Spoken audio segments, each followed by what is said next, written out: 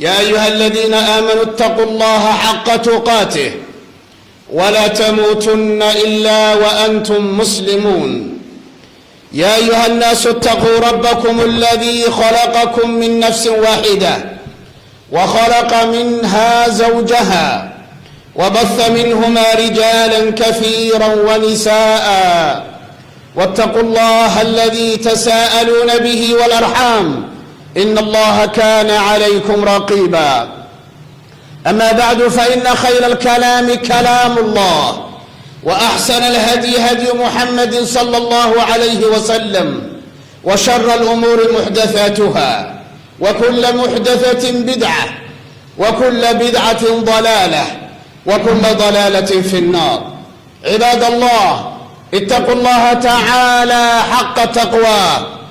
الحمد لله القائل: وليخشى الذين لو تركوا من خلفهم ذرية ضعافا خافوا عليهم فليتقوا الله وليقولوا قولا سديدا. القائل أيضا: يا أيها الذين آمنوا اتقوا الله، يا أيها الذين آمنوا قوا أنفسكم وأهليكم نارا. وقال عليه الصلاة والسلام: كفى بالمرء إثما أن يضيع من يعول. والقائل عليه الصلاة والسلام: كلكم راع وكلكم مسؤول عن رعيته، إلى آخر الحديث. وقال الشاعر: ترجو النجاة ولم تسلك مسالكها، إن السفينة لا تجري على اليبس. أيها المسلمون عباد الله، ما من إنسان إلا وقد وكل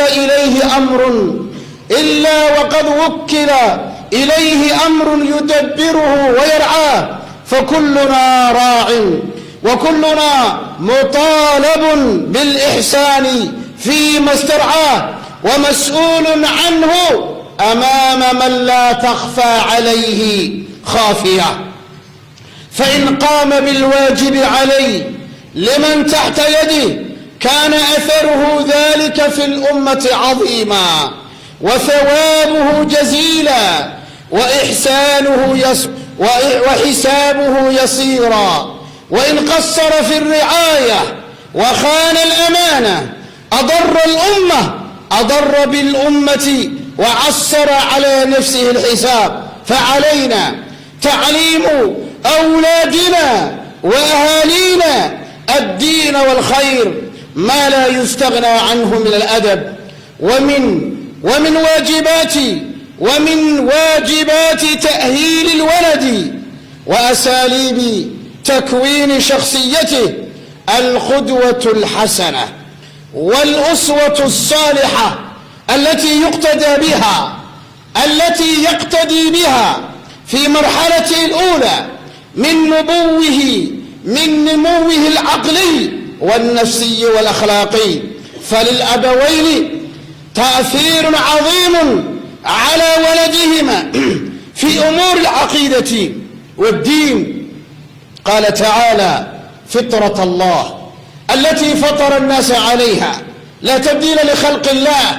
وقال صلى الله عليه وسلم: كل مولود يولد على الفطرة فأبواه يهودانه أو يمجسانه، إلى آخر الحديث. وقد امتدح الله تبارك وتعالى لقمان بالحكمة، وهو يعلم ابنه تلك الحكم والمهارات التي تكون في مجملها الشخصية السوية المتزنة. فقد أوصاه بعدم الإشراك بالله وبر الوالدين وبعبادة الله وحده لا شريك له، وحسن الخلق ومعرفة حقيقة هذه الدنيا بالصبر والأدب والأخلاق وإقام الصلاة والأمر بالمعروف والنهي عن المنكر.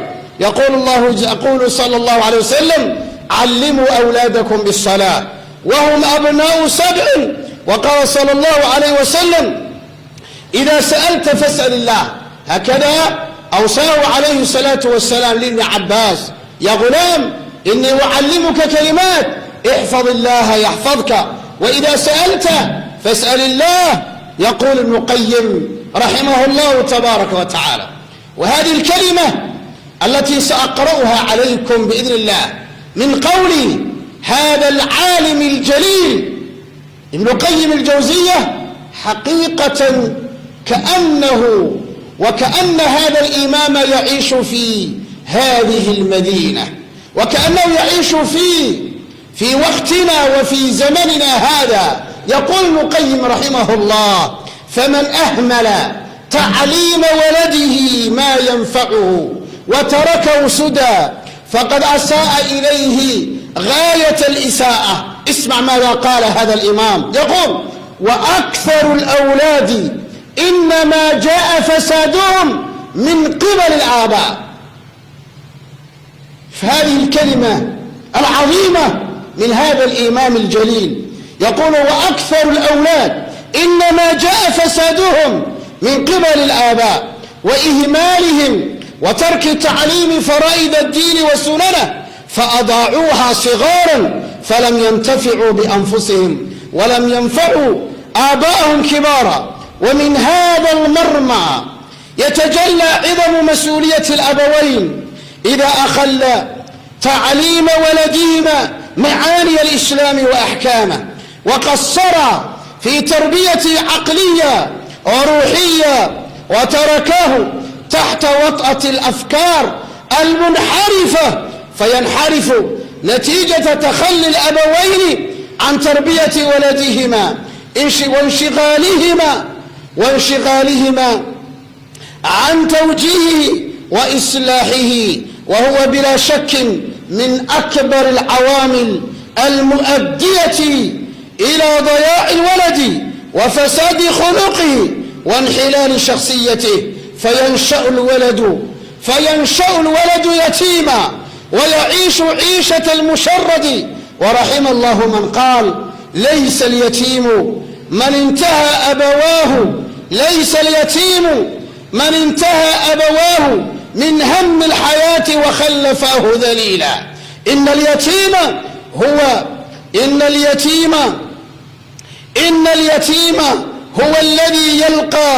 هو الذي يلقى له أما تخلت أو أبا مشغولا.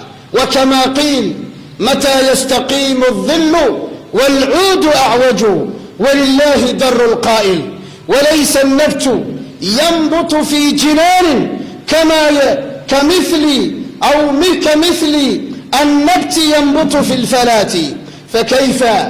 فكيف تظن بالأبناء خيرا إذا نشأوا بحضن الجاهلات؟ وهل يرجى لطفل كمال إذا ارتضعوا ثدي الناقصات؟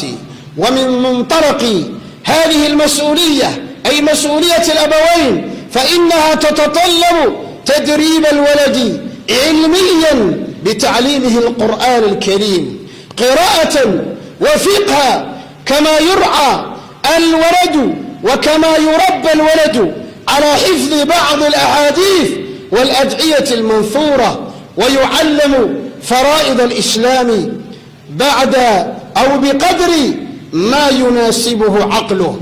وكذلك زرع الأبوين الأصول الخلقية في نفس ولدهما كالتقوى والصدق والأخوة والرحمة والصبر والإيثار والعفو والإعداد على احترام الناس من حق الوالدين والأقارب والجيران والمعلم والكبير والصاحب. وفي المقابل لا بد أن ننتبه هذه النقطة أيها الأحبة.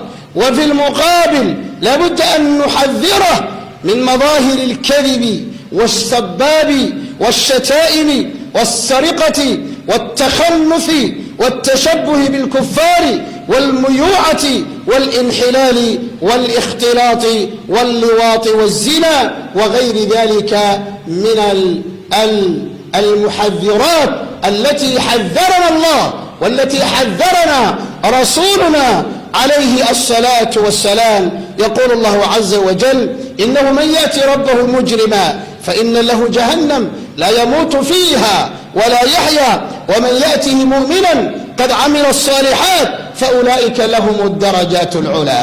أيها الأحبة في الله، waxaan doonayaa inaan kelimadayda ku soo koobo. maanta waxaanu ka hadlaynay mawduucaad iyo aad muhiim u ah qalbigeenna, waa caruurtayada, waa quluubtayada, waa beerkayada, waa kuwa aanu dhalay, waa kuwa aan naf iyo maalba ayaga aanu ka hormarino.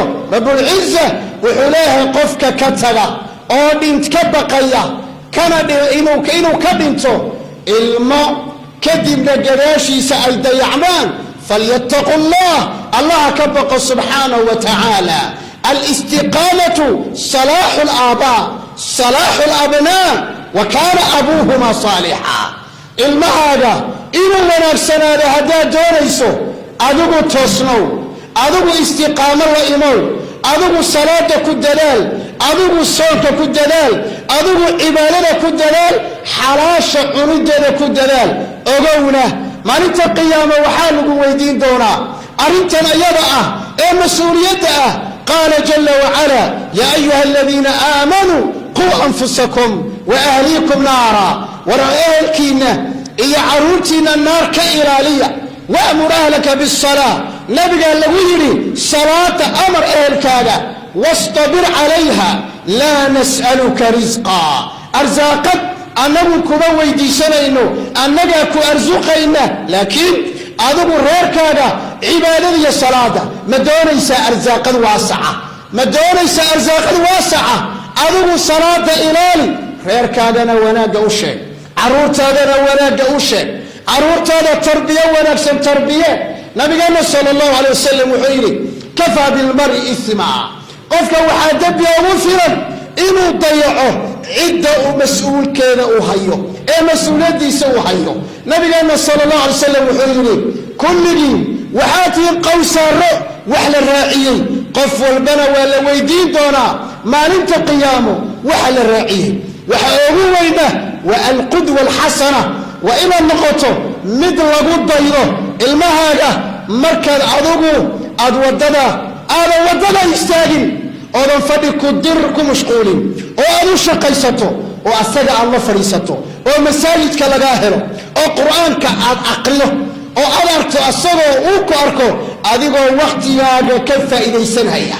markaasuu ilmaha kugu dayanaya. wa ilaa wallaahi inuusan ilmahaaga kugu deenaynin. ilmahana waxaan u baahannahay inaanu barno alcaqiida alsaxiixa alsaliima. yaa bunaya aqim الsalaa, yaa bunaya laa tushrik billah. luqmaan muxuu ku mutay in la ammaano, oo zamankan aan qur-aanka aqrino ilaa qiyaami saaca muxuu ku mutay ma taqaanaa? wuxuu ku mutay, wuxuu ilaaliyey, wuxuu ka soo baxay xuquuqdii lagu lahaa ee xagga caruurta abuu ka soo baxay. suuratu luqmaan aqri, ilmahaaga caqiidada bar. markaad weliba waddamadan aad joogtaan oo ay waddamada muslimiinta waxbaa ku caawinaya, xaaladan ayada ah khaas bay u baahan tahay. yaa bunaya laa tushrik billah, waa inaad caqiidada saxda a bartaa. ilmahaaga waa inaad ka dhigtaa khuluqun matiin, mid akhlaaq wanaagsan leh waa inaad ka dhigtaa. salaada waa inaad si dhaba u toosisaa, aad adigu u toosisaa si uu ilmahaagu salaada u toosiyo. kullu dalika ayuha alaxiba, mawduuca aanu ka hadlayno waa mawduuc khatiir ah. ilmaheenna waqti ma siinaa, ma la fadhiisanaa, wax ma la cunnaa, ma u sheekaynaa, af soomaaliga ma barnaa. ilmahaagu meeqa jiil baad u malaynaysaa inuu muslim sii ahaan karo haddii aadan barin diintiisa, haddii aadan barin af soomaaligiisa, haddaadan barin dhaqankiisa, haddaadan barin dalkiisa, haddaadan barin diintiisa? intee jiil buu muslim sii ahaan karaa? waanu hurdnaa, waanu jiifnaa. maxay caruurteennu mukhadiraadka, maxay caruurteennu suuqa u joogaan, maxay xashiishka u gadayaan, maxay meelaha u taataagan yihiin, maxay wax u baran laayihiin, maxay tacliinta ay u gaari laayihiin, maxay jaamacaadka ugu sabixilayihiin? ma isweydiiseen? ma isweydiinay? dhibku waa aabbayaasha. ibnu qayim aljawsiyan ku khatimaya saana kelimadeedin ku dheerayn. وحول فمن أهمل تعليم ولده ما ينفعه وتركه سدى فقد أساء إليه غاية الإساءة وأكثر الأولاد إنما جاء فسادهم من قبل الآباء قفك علمهيسا تربيتيسا ضيعة كمشقولة وقت عن سنين قفكاس السبعة برواية وح أنفعيا الدنيا آخرة وحوها الليي أو ضاوعي أما أو ضيعي وحي أبوينا إلا ضيعي شرع مكدقي أيو ضيعي لبك أبوين عروتينو وحونا أوغا إيمانيا خلافك خيرهن دحيالا مرنك خيرهن دحيالا تعاملك أذي حاسكاغا dhaqanka adiga dariskaaga dhaqanka adiga ninka tijaarada ay wada leedihiin dhaqanka adiga ninka kale ee suuqa aad wada joogtaan halkaasoo ka arkaya waa muraayad halkaasoo ka daawanaya dhibka ugu weyn fasaadku xooga imaada cibaada xumada iyo taaca xumada iyo carabka aan la ilaalinaynin waxa soo dhan bay ilmuhu koobiyeynayaan فسادك إلمها حق والدينتو إن بدن أوغا إمادا إن بدن ودداشنا جزاهم الله خيرا فأسأل الله تبارك وتعالى إله وحن كبر إنو أولاد دينا نو حفظيو وأولاد دينا نو إماليو إنتاس أي خطبة نكوكو وانتهي وحي آن الصيبي إله باكم محسن جل وعلا وحي آن قفينا فمن نفسي ومن الشيطان وأستغفر الله فاستغفروا ربكم إنه كان غفارا